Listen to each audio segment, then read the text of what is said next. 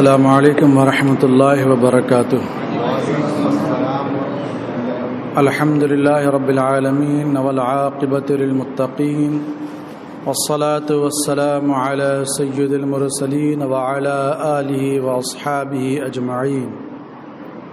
فاعوذ باللہ من الشیطان الرجیم، بسم اللہ الرحمن الرحیم۔ ولا تقولوا لمن يقتل في سبيل الله أموات بل أحياء ولكن لا تشعرون، صدق الله العظيم۔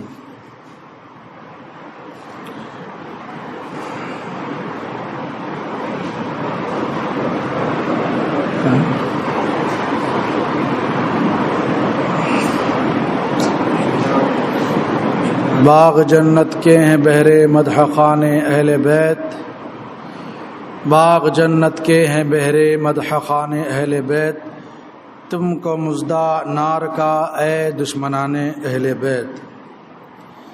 کس زباں سے ہو بیان عز و شان اہل بیت، مدح گوئے مصطفیٰ ہے مدح خوان اہل بیت۔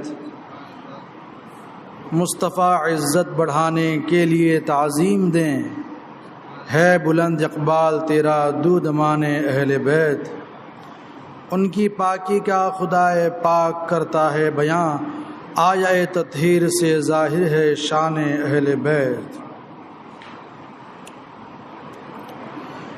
گھر لٹانا جان دینا کوئی تجھ سے سیکھ جائے، گھر لٹانا جان دینا کوئی تجھ سے سیکھ جائے، جان عالم ہو فدا اے خاندان اہل بیت۔ سر شہیدان محبت کے ہیں نیزوں پر بلند، اور اونچی کی خدا نے قدر و شان اہل بیت۔ بے ادب گستاخ فرقے کو سنا دے اے حسن، یوں کہا کرتے ہیں سنی داستان اہل بیت۔ آئیے ہم سب مل کر عرض و معروف سے قبل حضور سرور عالم نور مجسم رحمت عالم ارواحنا فدا صلی اللہ تعالی علیہ وسلم کی بارگاہ بیکس پناہ میں ہدیہ درود و سلام پیش کریں، پڑھیں اللہم صلی علی سیدنا و نبینا و شفیعنا و حبیبنا و مولانا محمد وعلی آلہ و اصحابہ وبارک وسلم، صلاۃ و سلام علیک یا سیدی یا رسول اللہ صلی اللہ تعالی علیہ وسلم۔ محترم حضرات، ہر ایک جان جو بھی دنیا میں ہے اس کو جانا ہے،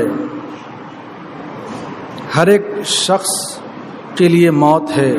جو دنیا میں آتا ہے وہ ضرور دنیا سے ایک نہ ایک دن جاتا ہے۔ ہر ایک کو موت آتی ہے، جانور ہو یا انسان، حیوان ہو چرند ہو یا پرند، کوئی ہو، کل نفس ذائقۃ الموت کا مصداق ہر ایک جان ہے۔ ہر ایک کو موت کا مزہ چکھنا ہے، مگر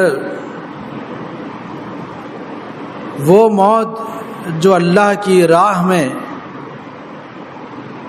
مارے جانے والی ہو، اس کا مقام ہی اور ہے۔ اللہ تبارک و تعالی ارشاد فرماتا ہے وَلَا تَقُولُوا لِمَنْ يُقْتَلُ فِي سَبِيلِ اللَّهِ أَمْوَاتٌ، اور جو اللہ کی راہ میں مارے جائیں انہیں مردہ نہ کہو، تو کیا کہیں؟ بل احیاء، بلکہ وہ زندہ ہیں، وَلَكِنْ لَا تَشْعُرُونَ، لیکن تمہیں اس کی خبر نہیں، تمہیں اس کا شعور نہیں۔ تو اس فرمان مبارک میں یہ واضح فرما دیا اللہ تبارک و تعالی نے کہ اللہ کی راہ میں جانے والی جان جو ہے وہ عام موت نہیں ہے، بلکہ حقیقت میں ایسی موت جس کو آتی ہے اس کو پھر دوبارہ زندگی ملتی ہے۔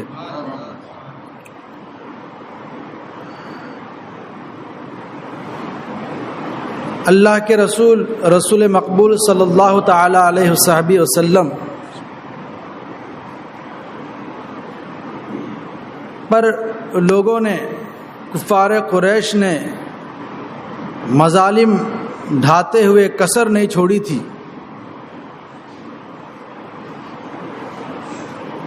مگر اللہ تبارک و تعالی نے یہ وعدہ فرمایا تھا حضور سے، واللہ یعصمک من الناس، اور اللہ تمہیں لوگوں سے بچائے گا.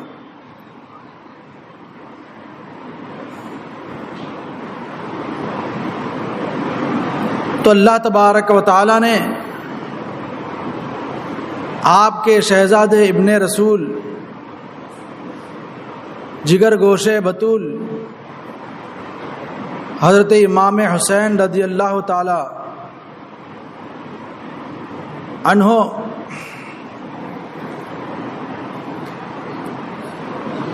کی شہادت کے بارے میں پہلے ہی آپ نے خبر دے دی تھی.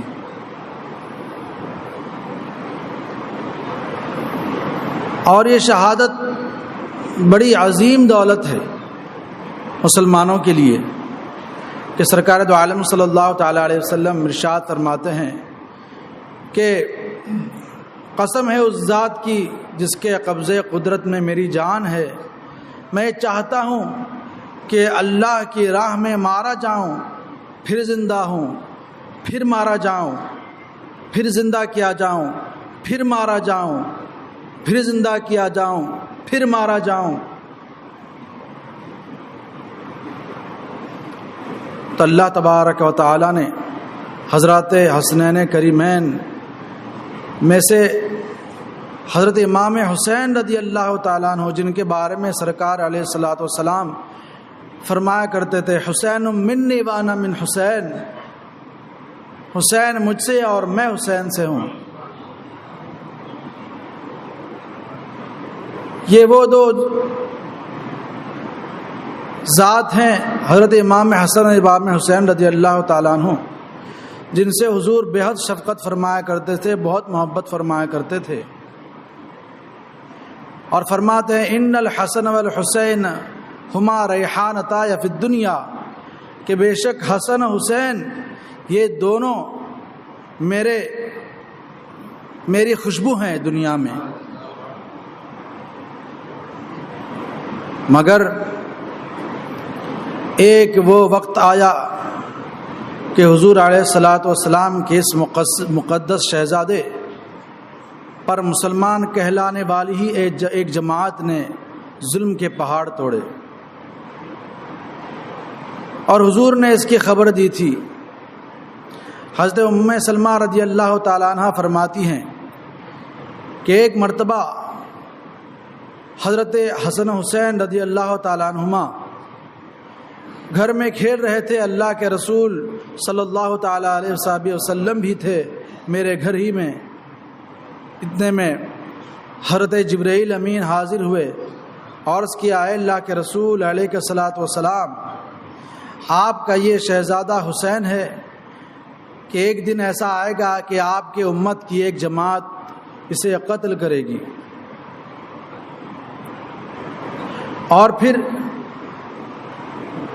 اس جگہ کی مٹی حضرت جبرائیل امین نے حضور کو عطا فرمائی، اور وہ مٹی اللہ کے رسول نے مجھے عطا فرمائی، اور فرمایا، اے ام سلمہ، جس دن یہ مٹی خون ہو جائے سمجھ جانا میرا بیٹا حسین شہید کر دیا گیا.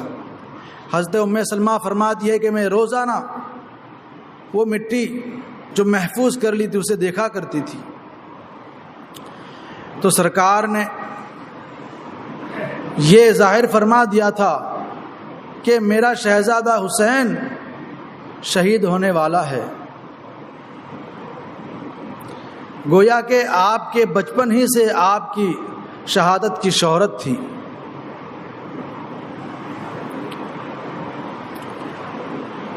جب حضرت امیر معاویہ رضی اللہ تعالی عنہ کا سن ہجری 60 میں وصال ہوا تو آپ کا نافرمان بیٹا یزید سلطنت کو اپنے ہاتھ میں لینے کے لیے وہ کچھ کیا کہ بدبختی ہمیشہ کے لیے اس پر سوار ہو گئی۔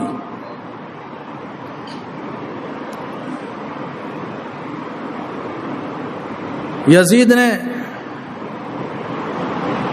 جب دیکھا کہ اب میرے والد کا سایہ تو سر سے اٹھ چکا، تو اسے یہ خوف تھا کہ اب یہ سلطنت کی باغ ڈور ابن رسول حضرت امام علی مقام حضرت امام حسین رضی اللہ تعالیٰ عنہ کے ہاتھ میں نہ آ جائے۔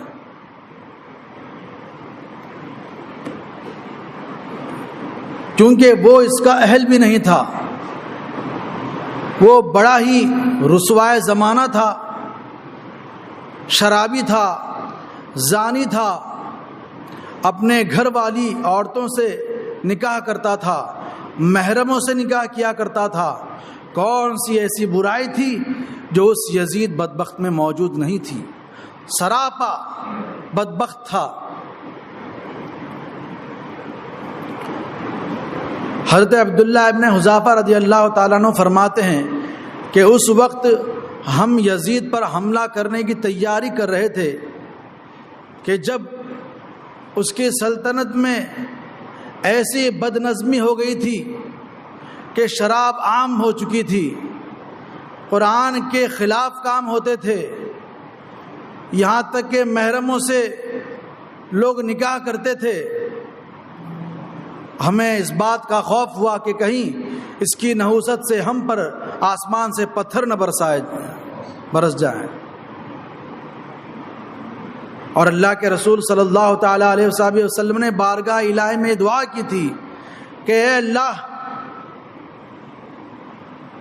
سن ہجری 60 سے اور لڑکوں کی حکومت سے تیری پناہ مانگتا ہوں۔ تو وہ ایسا یزید بدبخت تھا۔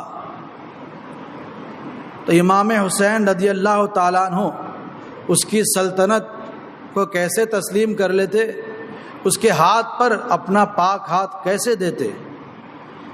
یزید نے مدینہ منورہ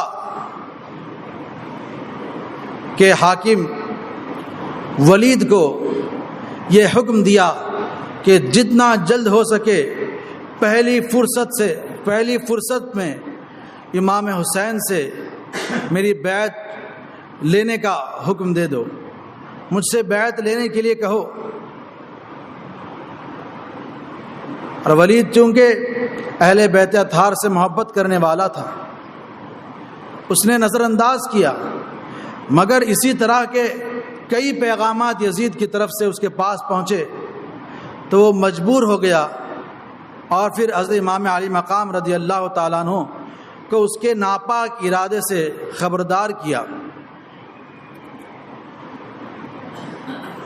اور وہ پیغام جو بھیجا تھا وہ یہ کہ امام علی مقام سے بیعت لے لینا، میری بیعت پر راضی کرنا، اور اگر وہ میری بیعت سے انکار کرتے ہیں تو ان کا سر کاٹ کر میری طرف روانہ کرنا۔ اس ناپاک منصوبے سے خبردار کیا تو حضرت امام علی مقام رضی اللہ تعالیٰ عنہ نے مخلص صحابہ کرام سے مشورہ لیا اور پھر مدینہ منورہ سے مکہ معظمہ جانے کا ارادہ فرمایا۔ مدینہ منورہ کو ہمیشہ چھوڑ دینے کا ارادہ فرمایا۔ وہ کیسا نازک دور ہوگا، امام علی مقام پر وہ گھڑی کیسی گزر رہی ہوگی کہ جب آپ کو وہاں سے جانے کا حکم سنا دیا گیا ہوگا۔ حضرت امام علی مقام رضی اللہ تعالیٰ عنہ اپنی والدہ ماجدہ حضرت خاتون جنت رضی اللہ تعالیٰ عنہ کی تربت پر پہنچے اور وہاں سے اپنے برادر معظم حضرت امام حسن رضی اللہ تعالیٰ عنہ کے مزار کی زیارت کی اور پھر سرکار دو عالم صلی اللہ تعالیٰ علیہ وسلم کے روضہ مقدسہ پر حاضر ہوئے تاکہ آخری سلام کر لیں۔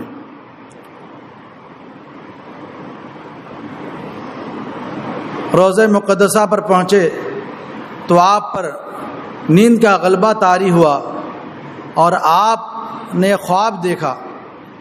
دیکھتے ہیں کہ اللہ کے رسول صلی اللہ تعالیٰ علیہ وسلم آپ کے نانا جان موجود ہیں اور آپ کے سر کو اپنے آغوش محبت میں لیے ہوئے ہیں۔ حضرت امام علی مقام رضی اللہ تعالیٰ عنہ عرض کرتے ہیں، اے نانا جان،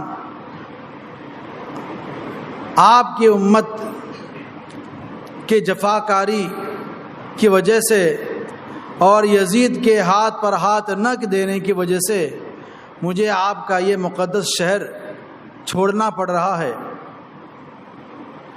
سرکار دو عالم صلی اللہ تعالیٰ علیہ وسلم نے ارشاد فرمایا، اے میرے بیٹے،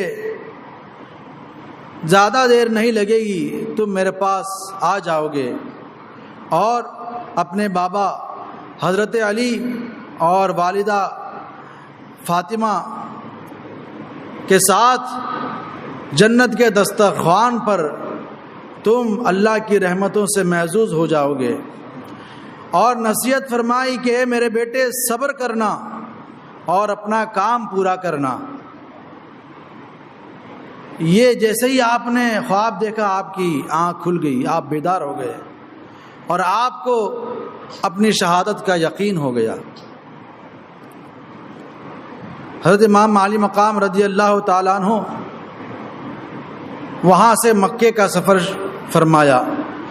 یہ سن ہجری 60 شعبان کی 4 تاریخ تھی، جمعرات کی رات تھی۔ آپ مدینے والوں کو روتے ہوئے چھوڑ کر مکہ مکرمہ کی طرف روانہ ہوئے اور مکہ مکرمہ پہنچے تو مکہ مکرمہ کے مسلمانوں میں خوشی کی لہر دوڑ گئی۔ شعبان کے جتنے دن باقی تھے وہ رمضان المبارک، شوال اور ذی القعدہ بڑی آرام و سکون کے ساتھ آپ نے مکہ مکرمہ میں گزارے۔ آپ سے محبت کرنے والوں کا تانتا بندھا رہتا تھا، آپ پر جان نثار کرنے والے تھے، آپ کے فیض و برکات سے مالا مال ہو رہے تھے اور فخر سے اپنا سر بلند کر رہے تھے وہ اہل مکہ۔ مگر یزید کی جانب سے مکے کا گورنر جو مقرر تھا سعید بن عاص، اس نے آپ سے والہانہ عقیدت و محبت کرنے والوں کی اس جماعت اور آپ پر جان نثار کرنے والوں کے بارے میں یزید کو خبر دے دی۔ جیسے ہی یزید کو یہ خبر ہوئی وہ برہم ہو گیا، چراغ پا ہو گیا اور اسی عرصے میں جب سے حضرت امام علی مقام مکہ مکرمہ پہنچے تھے اور ذوالقعدہ تک کے آپ تھے، اس دوران کوفہ سے آپ کے پاس خط آنے لگے اور خط میں یہ گزارشات تھی کہ اے امام علی مقام، ہم پر کوئی امام مقرر نہیں ہے، آپ کے ہوتے ہوئے ہم ایسے پاپی اور شرابی کے ہاتھ پر اپنا ہاتھ نہیں دے سکتے، ہم آپ پر جان نثار کریں گے، آپ تشریف لے آئیے، ہم آپ کے منتظر ہیں۔ سارے خطوط کا یہی خلاصہ تھا، سب آپ کو کوفہ بلا رہے تھے، منت و سماجت کر رہے تھے، اللہ کا واسطہ دے رہے تھے اور بلا رہے تھے، یہاں تک کہ 150 کے قریب خطوط آپ کے پاس کوفہ سے پہنچے۔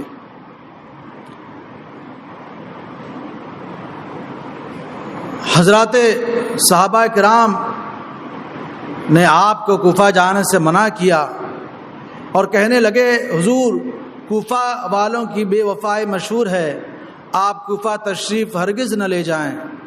مگر دین متین کا معاملہ تھا۔ وہ لوگ کہہ رہے تھے کہ ہم اللہ کا واسطہ دیتے ہیں کہ آپ تشریف لائیں گے تو ہم آپ سے بیعت کریں گے، یزید کے ہاتھ پر ہم بیعت نہیں کرنا چاہتے۔ اب تو بیعت لینے کا معاملہ تھا۔ صحابہ کرام یہ جان کر کہ آپ جائیں گے کہیں ایسا نہ ہو کہ کوفہ والے بے وفائی کریں اور شہید کرنے کے در پر ہو جائیں، رونے لگے اور منع کرنے لگے، مگر حضرت امام علی مقام رضی اللہ تعالیٰ عنہ نے وہاں جانے کا ارادہ فرما لیا۔ اور جب اصرار بڑھا مکہ والوں کا کہ حضور آپ نہ جائیں، تو آپ نے اپنی جگہ اپنے چچازاد بھائی حضرت امام مسلم بن عقیل رضی اللہ تعالیٰ عنہ کو بھیجا تاکہ وہ جا کر وہاں کا جائزہ لیں اور یہ معلوم کرے کہ واقعی وہی صورتحال ہے جو ان کے خطوط سے ظاہر ہے۔ حضرت امام علی مقام نے حضرت مسلم بن عقیل رضی اللہ تعالیٰ عنہ کو کوفہ روانہ کیا۔ حضرت امام مسلم بن عقیل رضی اللہ تعالیٰ عنہ کوفہ پہنچے، مگر ساتھ میں اپنے 2 ننھے شہزادوں کو بھی ساتھ لے کر گئے۔ اپنے ساتھ اپنے 2 ننھے، جن میں سے ایک کا نام محمد دوسرے کا نام ابراہیم تھا، دونوں کو ساتھ لے کر کوفہ پہنچے۔ جیسے ہی کوفہ پہنچے اور آپ نے ویسے ہی حالات پائے اور ویسا ہی جذبہ عقیدت محبت اور جان نثار کرنے والے پائے جیسے کہ خطوط سے ظاہر تھا۔ جیسے ہی آپ کوفہ پہنچے آپ کو گھیر لیا، آپ کا استقبال کیا کوفہ والوں نے، اور آپ سے بیعت کرنے والے جوق در جوق آ رہے تھے، آپ پر جان نثار کر رہے تھے، آپ کی خدمت کر رہے تھے، آپ سے فیض و برکات حاصل کر رہے تھے۔ مگر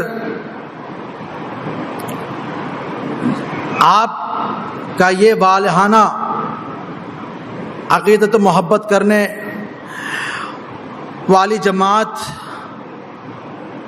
اور آپ کے ساتھ حسن سلوک کرنے والی اور آپ کے ہاتھ پر امام عالی مقام کی بیعت لینے والوں کی یہ جماعت دیکھ کر یزید نے ایک لشکر کو بھیجا۔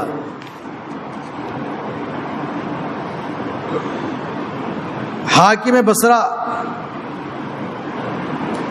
کوئی اور تھا، لیکن یزید نے عبید اللہ ابن زیاد جو کوفے کا جو بصرہ کا حاکم تھا اس کو وہاں سے ہٹا کر کوفے کا گورنر مقرر کیا، اس لیے کہ عبید اللہ ابن زیاد نہایت ہی سخت دل شخص تھا، بڑا ہی ظالم و جابر حاکم تھا۔ وہ وہاں پر پہنچا، جیسے ہی پہنچا اس نے اعلان کرنے لگا کہ اے ابن رسول امام علی مقام کا ساتھ دینے والوں، یہ میرا کان کھول کر تم سن لو، میرا قول ہے اور یہ یزید کی طرف سے ہے کہ اتنا سمجھ لینا کہ تم نے اگر امام حسین نے جس کو بھیجا ہے مسلم بن عقیل ان کا ساتھ نہیں چھوڑا تو میں تمہیں اسی قلعے کے اندر بند کر دوں گا اور نہایت ہی بے دردی کے ساتھ تم لوگوں کو ذبح کروا دوں گا، اور پھر یزید شام سے لشکر بھیجے گا جو تمہارے بچوں کو نہایت بے دردی کے ساتھ قتل کر دے گا، تمہاری بستیوں کو تمہارے گھروں کو اجاڑ دے گا۔ یہ دھمکی دینے لگا۔ یہ دھمکی سنتے ہی کوفہ والے حضرت امام مسلم بن عقیل رضی اللہ تعالیٰ عنہ کا ساتھ چھوڑنے پر آمادہ ہو گئے اور لوگ چھٹنے لگے، لوگ بکھرنے لگے۔ وہ جماعت جو آپ پر جان نثار کرنے والی تھی، محبت کا اظہار کر رہی تھی، عبید اللہ ابن زیاد کی دھمکی سن کر پیچھے ہٹنے لگے، ساتھ چھوڑنے لگے، یہاں تک کہ مغرب کی نماز میں صرف 500 لوگ رہ گئے۔ مگر جیسے ہی مغرب کی نماز مکمل فرما کر دیکھا آپ نے تو سارے لوگ بچھڑ گئے تھے، ایک بھی شخص باقی نہیں تھا۔ مقام غور ہے کہ کل تک کے جو اللہ کا واسطہ دے کر امام حسین کو مدعو کیا تھا اور بیعت لینے کی قسمیں کھا رہے تھے، جان چھڑک رہے تھے، وہی لوگ ساتھ چھوڑ دیے اور پھر تنہا امام مسلم بن عقیل رضی اللہ تعالیٰ عنہ رہ گئے۔ اب کون تھا؟ حضرت امام مسلم عقیل کا ساتھ دینے والا کوئی نہیں تھا۔ اور اس میں جو ہے اس یزید پلید نے ایک لشکر بھیج دیا، لشکر بھیجا اس لیے تاکہ وہ لشکر یا تو امام مسلم بن عقیل رضی اللہ تعالیٰ عنہ کو قتل کر دے یا ان سے بیعت لے لے۔ لیکن وہ اہل بیت کے فرد تھے، اہل بیت کی ایک کڑی تھی۔ امام حسین یزید پلید کے ہاتھ میں اپنا مقدس ہاتھ نہیں دیا، پھر وہ اہل بیت سے جو تھے امام مسلم بن عقیل وہ کیسے بیعت لے لیتے؟ وہ تو امام حسین رضی اللہ تعالیٰ عنہ کی بیعت اپنے ہاتھ پر کرانے کے لیے تشریف لے گئے تھے کوفہ۔ اب حضرت امام مسلم بن عقیل تنہا ہے اور لشکر جرار بھیج دیا یزید نے،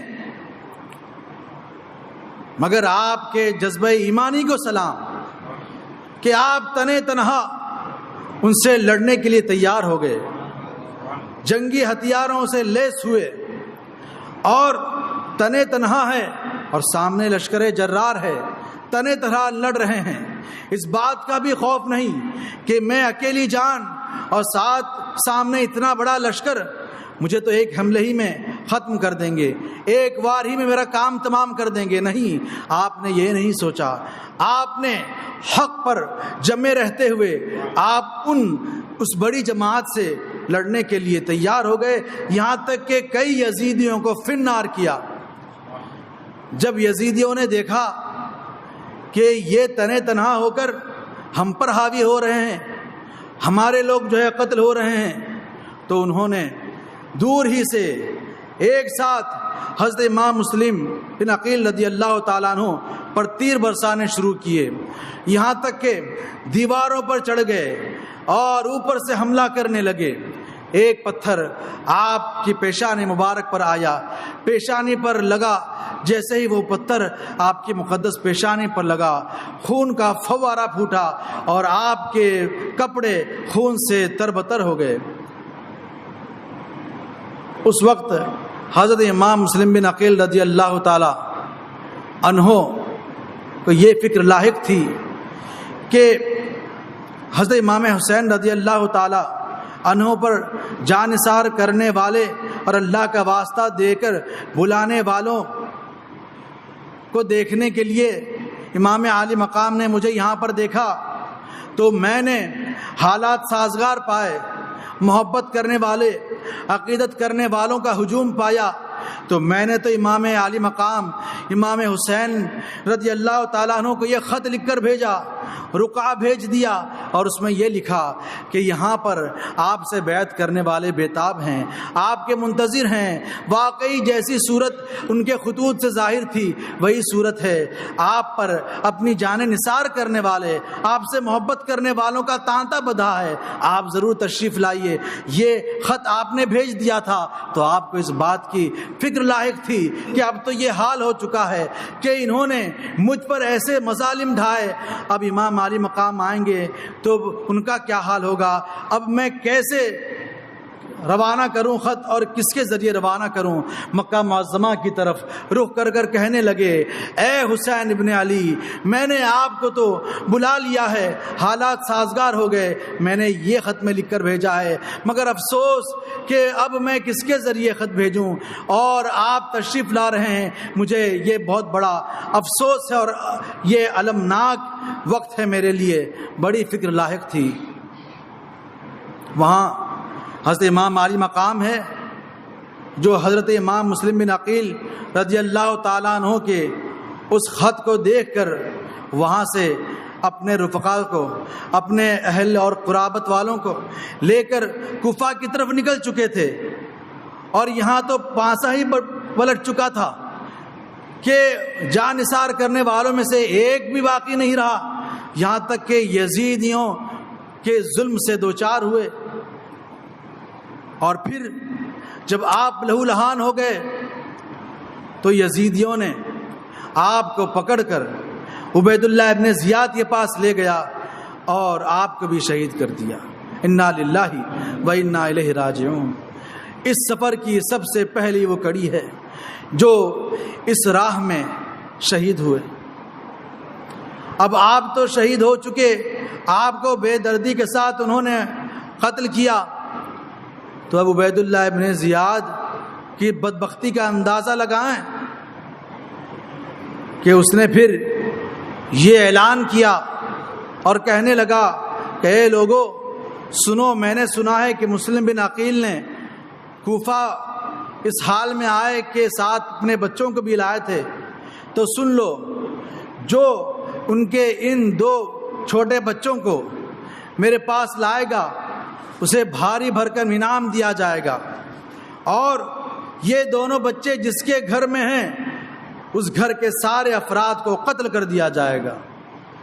اس لیے دھمکی دے رہا تھا کہ اگر کوئی اپنے گھر میں انہیں چھپایا بھی ہو تو گھر سے نکال دے، مگر جس گھر میں وہ دونوں امام مسلم بن عقیل رضی اللہ تعالیٰ عنہ کے ننھے منھے بچے تھے محفوظ، وہ کوئی اور نہیں تھا، وہ حضرت قاضی شریح رحمۃ اللہ تعالیٰ علیہ تھے۔ وہ قاضی شریح جن کو حضرت عمر فاروق اعظم رضی اللہ تعالیٰ عنہ نے اپنے دور خلافت میں کوفہ کا قاضی مقرر کیا تھا۔ حضرت قاضی شریح رضی اللہ تعالیٰ عنہ نے اپنے گھر میں انہیں محفوظ رکھا تھا۔ جیسے ہی عبید اللہ ابن زیاد کا یہ اعلان سنا تو حضرت قاضی شریح رضی اللہ تعالیٰ عنہ اپنے سامنے ان دونوں شہزادوں کو کھڑا کرتے ہیں اور رونے لگتے ہیں، خوب روتے ہیں۔ یہ روتا ہوا بچوں نے دیکھا تو پوچھنے لگے، اے قاضی صاحب، اے قاضی شریح، آپ سچ بتائیں، کیا ہم دونوں یتیم تو نہیں ہو گئے؟ حضرت قاضی شریح رحمۃ اللہ تعالیٰ علیہ روتے ہوئے جواب دیا کہ ہاں بچوں، واقعی تم دونوں یتیم ہو گئے۔ تو یہ دونوں بچے ایک دوسرے سے بغل گیر ہو کر رونے لگے، اور پھر جب رات کا وقت آیا تو حضرت قاضی شریح نے اپنے بیٹے سے فرمایا کہ یہاں سے مدینہ منورہ کے لیے ایک قافلہ رواں دواں ہے، دروازہ عراقین سے وہ قافلہ گزر رہا ہے، لہٰذا جب یہاں سے گزر رہا ہے تو ان دونوں بچوں کو حفاظت کے ساتھ اس قافلے والوں کے سپرد کر دو۔ بیٹا حکم پاتے ہی ان دونوں بچوں کو اس قافلے کے ساتھ کرنے کے لیے تیار ہوا، مگر وہ قافلہ اتنی تیزی کے ساتھ روانہ ہو رہا تھا کہ وہ وہاں سے آگے بڑھ گیا۔ تو حضرت قاضی شریح کے بیٹے نے کہا کہ بچوں دیکھو، وہ قافلہ جا رہا ہے، گرد و غبار اڑ رہی ہے، جاؤ جلدی سے جاؤ، اس قافلے سے مل جاؤ۔ یہ دونوں چھوٹے تھے، کم سن تھے، بچے تھے، وہ بھاگے انہوں نے اور دوڑتے ہوئے اس قافلے کے ساتھ ملنے کی کوشش کی، مگر وہ قافلہ کچھ دور جانے کے بعد نظروں سے غائب ہو گیا۔ اب حضرت قاضی شریح کا گھر بھی پیچھے رہ گیا، اب تو دور دراز تک کوئی نہیں ہے، قافلہ جو نظر آ رہا تھا وہ بھی نگاہوں سے اوجھل ہو گیا۔ رات کا وقت ہے اور سنسان جگہ ہے، کوئی آس پاس نظر آنے والا نہیں ہے۔ یہ دونوں بچے رات بھر ادھر ادھر بھٹکتے رہے۔ جب صبح ہوئی تو ایک چشمہ نظر آیا، اس چشمے کے کنارے بیٹھ گئے، اس چشمے کے کنارے بیٹھ گئے، اور اتنے ہی میں ایک لونڈی اس چشمے پر پہنچی پانی لینے کے لیے۔ جیسے ہی پانی لینے کے لیے چشمے کے کنارے پہنچی تو وہ ان دونوں خوبصورت ان شہزادوں کو دیکھ کر حیرت و استعجاب کے سمندر میں ڈوب گئی اور حیرت رضا ہو کر کہنے لگی، اے بچوں یہ بتاؤ کیا تم امام مسلم بن عقیل کے بیٹے تو نہیں ہو؟ تم ان کے یتیم بچے تو نہیں ہو؟ وہ کہنے لگے کہ ہاں ہم امام مسلم بن عقیل کے بیٹے ہیں۔ یہ دیکھی تو چونکہ وہ بھی اہل بیت سے محبت کرنے والی تھی، وہ اپنے ساتھ حفاظت کے ساتھ اپنی مالکہ کے پاس لے گئی اور ان دونوں کو اپنی مالکہ کے سپرد کیا۔ اور وہ جو عورت تھی جو اس کی مالکہ تھی وہی بڑی پارسا تھی، بڑی پرہیزگار تھی، اہل بیت سے محبت کرنے والی تھی۔ وہ بڑی خوش ہو گئی کہ یہ تو میرا مقدر سنور گیا، آج تو میرے مقدر کا سکندر ہے کہ یہ دونوں شہزادے اہل بیت سے تعلق رکھنے والے، ان کی خدمت کا موقع مل جائے گا۔ اور اس خوشی میں اس نے اس لونڈی کو بھی آزاد کر دیا اور پھر اپنے ہاتھ سے کھانا پکا کر انہیں کھلائی اور سونے کے لیے انتظام کیا اور اپنے گھر کے ایک کمرے میں علیحدہ ان بچوں کو حفاظت کے ساتھ سلا دی۔ مگر لالچ بری بلا ہے، لالچ جب انسان کے سر پر سوار ہوتی ہے تو وہ صحیح اور غلط میں فرق نہیں کرتا۔ اسی پاک باز نیک تینت پارسا عورت جو امام بن مسلم عقیل رضی اللہ تعالیٰ عنہ کو پا کر خوشی میں اپنی لونڈی کو آزاد کر دیا اور خدمت میں لگی تھی، اسی کا بیٹا بدبخت تھا اور عبید اللہ ابن زیاد سے انعام پانے کی لالچ میں سارا دن بچوں کو تلاش کرنے اور جستجو اور ڈھونڈنے میں پورا دن سرگردہ تھا۔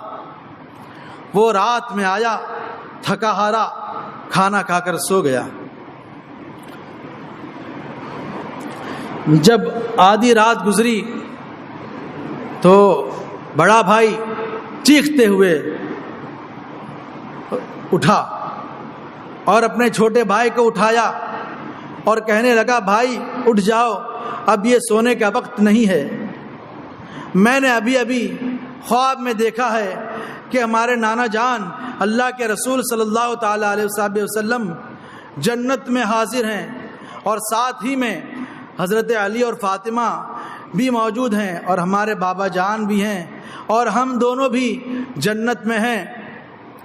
اللہ کے رسول نے بابا جان سے دریافت فرمایا کہ اے مسلم، تم تو آئے، اپنے بیٹوں کو کہاں چھوڑ آئے؟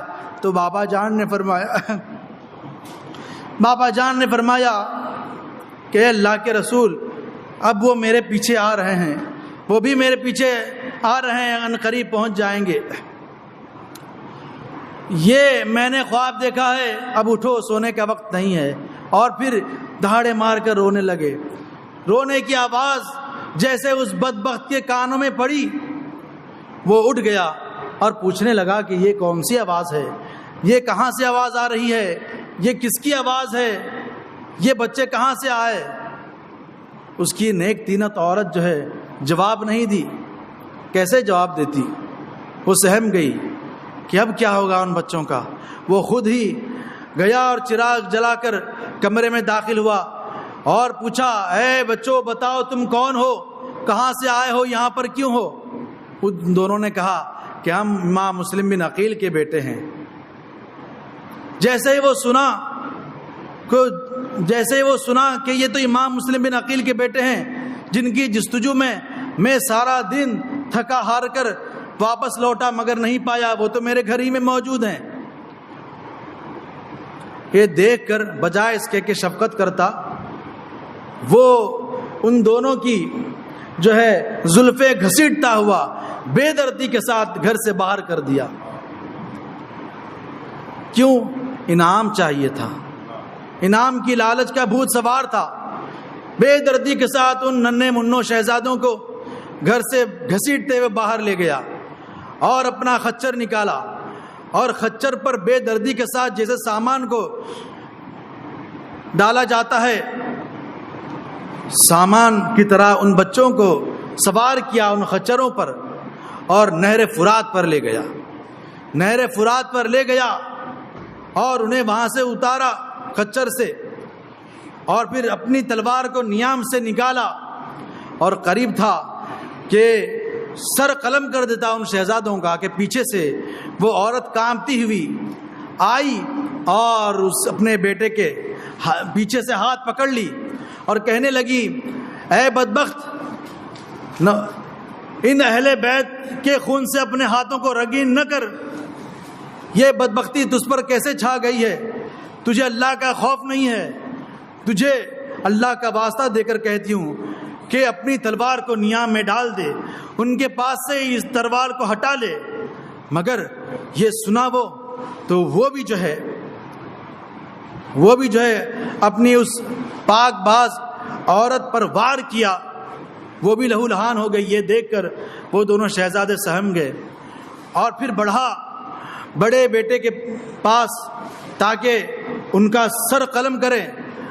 بڑے بھائی کہتے ہیں، وہ بڑے بھائی کہنے لگا، چھوٹا بھائی کہنے لگا کہ اے شخص، اگر تجھے تلوار سے وار کرنا ہے، قتل کرنا ہے تو پہلے مجھے کر، میں نہیں دیکھنا چاہتا اپنے بڑے بھائی کو اپنے آنکھوں کے سامنے قتل ہوتا ہوا۔ تو پھر وہ دوسرے کے پاس بڑھا اور وہ کہنے لگا اے شخص، پہلے مجھے نہ قتل، پہلے میرے بھائی کو قتل نہ کر، مجھے قتل کر، میں اپنے بھائی کو جو ہے وہ اپنے سامنے قتل ہوتا ہوا نہیں دیکھ سکتا ہوں۔ دونوں کہنے لگے کہ پہلے مجھے قتل کر۔ ان کو معلوم تھا کہ اب جو کچھ ہوا ہے، اب اس کے بعد جو ہونا ہے وہ یہ ہے کہ اللہ کے رسول کا دیدار ہوگا، ہم جنت کی نعمتوں سے محظوظ ہونے والے ہیں، جام شہادت نوش کرنے والے ہیں۔ وہ کہنے لگے پہلے مجھے قتل کر۔ چھوٹا بھائی کہنے لگا مجھے پہلے قتل کر۔ اس بدبخت نے دونوں پر ایک ساتھ وار کیا اور دونوں کے سر تن سے جدا ہوئے اور خون میں تڑپنے لگے۔ اللہ اکبر۔ عبید اللہ ابن زیاد نے حضرت امام مسلم بن عقیل کو بھی قتل کیا اور پھر لالچ دے کر حضرت امام مسلم بن عقیل کے ان مقدس شہزادوں کو بھی قتل کروا دیا۔ اب حضرت امام عالی مقام رضی اللہ تعالیٰ عنہ نے مکہ مکرمہ سے کوفہ کی طرف سفر طے کر رہے تھے۔ راستے ہی میں حضرت امام مسلم بن عقیل رضی اللہ تعالیٰ عنہ کی شہادت کی خبر ہوئی تو بڑا افسوس ہوا، رنج و ملال ہوا، مگر آپ نے سفر جاری رکھا۔ کوفہ کی طرف قافلہ رواں دواں تھا۔ 2 منزل رہ گئی تھی کوفہ سے کہ اتنے میں ایک لشکر آیا۔ حر بن ریاحی اس قافلے کے سپہ سالار تھے۔ سامنا ہوا تو حر بن ریاحی نے عبید اللہ ابن زیاد کا حکم سنایا اور کہنے لگا حضور، میں جانتا ہوں کہ آپ اہل بیت میں سے ہیں، آپ ابن رسول اللہ ہیں، آپ کا مقدس مقام ہے، آپ کا بہت ہی بڑا مرتبہ ہے، مگر میں جو ہے اس کے حکم پر آیا ہوں عبید اللہ ابن زیاد کے۔ اس نے کہا ہے کہ امام عالی مقام امام حسین جہاں بھی مل جائے انہیں قید کر دینا، مگر میں ایسا کبھی نہیں کر سکتا۔ حضور یہ ایک مشورہ میں دے سکتا ہوں کہ آپ یہاں سے لوٹ جائیں، گرفتاری کا جس نے حکم دیا ہے وہ تو بدبخت ہے، مگر میں آپ سے محبت کرنے والا ہوں، میں ابن رسول اللہ کے مقام کو جانتا ہوں، لہٰذا یہ دینی مشورہ دے سکتا ہوں کہ آپ حضور یہاں سے لوٹ جائیں۔ عبید اللہ ابن زیاد وہ بھی بدبخت ہے اور یزید نے جو حکم دیا ہے اسی کے مطابق کوفہ والوں پر حکمرانی کر رہا ہے، لہٰذا آپ یہاں سے تشریف لے جائیں۔ حضرت امام حسین رضی اللہ تعالیٰ عنہ نے اس کے کہنے کے مطابق رات ہی میں لوٹ گئے، واپس ہو گئے، مگر جب صبح ہوئی تو ایک خوفناک وادی میں وہ قافلہ پہنچا۔ آپ نے اس مقام کا نام پوچھا، پتہ لگا ہے کہ یہ کون سا مقام ہے، اسے کیا کہا جاتا ہے۔ جب پتہ چلا کہ یہ وہ مقام ہے جسے کربلا کہا جاتا ہے تو آپ سمجھ گئے کہ یہی وہ جگہ ہے جہاں میں شہید کیا جاؤں گا۔ آپ کہنے لگے کہ اب یہ وہ جگہ ہے، اے قافلے والو، کہ یہیں پر ہمارے اونٹ بیٹھیں گے، ہمارے سارے سامان یہیں پر اتریں گے، اور پھر قافلے کا پڑاؤ اسی جگہ ہو گیا۔ اب آپ یہ دیکھیں کہ یزید سلطنت کی وجہ سے، سلطنت پر مامور رہنے کی وجہ سے، اور اس خوف سے کہ سلطنت کہیں مجھ سے چھن نہ جائے، اور امام حسین رضی اللہ تعالیٰ عنہ کو لوگ سلطنت کی باغ ڈور نہ دے دیں، اس لالچ میں وہ کس حد تک آگے بڑھا ہوا تھا۔ ایک لشکر تو وہ بھیجا تھا حر بن ریاحی کی سرپرستی میں تاکہ امام عالی مقام کو قید کر دیں، اور دوسرا 1000 کا لشکر بھیجا، کیوں؟ تاکہ وہ لشکر امام حسین کے سارے قافلے والوں پر پانی بند کر دے۔ وہ قافلہ پہنچا اور امام عالی مقام اور آپ کی رفقا پر وہ عبید اللہ ابن زیاد بلکہ یزید کے حکم پر پانی بند کر دیا گیا۔ حضرت امام عالی مقام رضی اللہ تعالیٰ عنہ نے ایسا نہیں کیا کہ بے صبری کا مظاہرہ کرتے ہوئے اپنے قرابت والوں کو جو یہ کہنے لگے کہ اب ہم قتل ہو جائیں گے، ہم پر مظالم ڈھائے جائیں گے۔ نہیں، آپ نے یہ نہیں فرمایا۔ کیوں؟ کیونکہ آپ کو مہدی دنیا تک کے مسلمانوں کو یہ دکھانا تھا کہ اگر ثابت قدمی دیکھنی ہو تو اہل بیت سے دیکھ لو، ثابت قدمی دیکھنی ہے کہ ایمان پر قائم رہنے کا کیا انداز ہے، کہ اگر تمہارے پاس جو ہے وہ مظالم کے پہاڑ توڑے جائیں، تمہارے سامنا ہو مشکلوں کا، یہاں تک کہ تم پر کھانا پانی بند بھی ہو جائے، تو تم حق کا ساتھ دینا، باطل کے آگے نہیں جھکنا۔ اب میں یہاں سے آپ کو یہ پوچھنا چاہوں گا کہ کیا یزیدیوں کا لشکر کیا کفار کا لشکر تھا؟ نہیں، وہ کلمہ پڑھنے والا تھا، اللہ کی وحدانیت کا اقرار کرنے والا تھا۔ وہ یزیدیوں کا لشکر اللہ کے رسول کو، اللہ کا سچا رسول تسلیم کرتا تھا، مگر فسق و فجور میں مبتلا ہو گیا تھا، لالچ میں مبتلا ہو گیا تھا۔ اس لیے امام عالی مقام رضی اللہ تعالیٰ عنہ پر ظلم کرنے والوں کے ساتھ وہ بھی ہو گیا تھا۔ وہ قافلہ یہ تو جانتا تھا کہ یہ ابن رسول اللہ ہیں، مگر وہ ابن زیاد کے حکم پر عمل کر رہا تھا، اور اسی طرح سے یزید اور عبید اللہ ابن زیاد کی سازش سے آپ اور آپ کے رفقا پر پانی بند کر دیا گیا۔ آپ اور آپ کے رفقا پر پانی تو بند ہو گیا، مگر عبادت بند نہیں ہوئی، عبادت بند نہیں ہوئی، عبادت کرتے رہے، اللہ تبارک و تعالی کے سامنے اپنے سر کو جھکاتے رہے۔ اس طرح سے حضرت امام عالی مقام رضی اللہ تعالیٰ عنہ اور آپ کے سارے رفقا نے امت مسلمہ کو یہ پیغام دے دیا کہ سچائی کا ساتھ دینا، بھلے ہی تمہیں کیسے ہی واقعے اور کیسے ہی مظالم کا سامنا ہو۔ یہیں پر ہم اپنے گفتگو کو ختم کرتے ہیں، اور اس کے بعد کا واقعہ جو ہے سلسلہ جاری رکھیں گے، اور کل انشاءاللہ آپ کے گوش گزار ہوں گے۔